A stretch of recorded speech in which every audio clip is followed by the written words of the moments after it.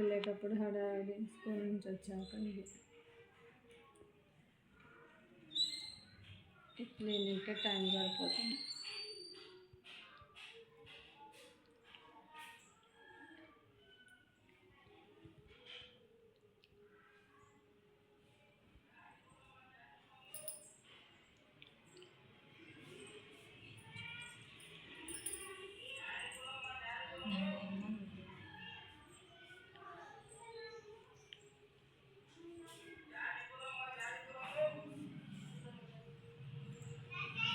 ఉతికేసిన బట్టలు మడతేసుకోవడం, సోఫాలు సర్దుకోవడం, ఇల్లు క్లీన్ చేసుకోవడం.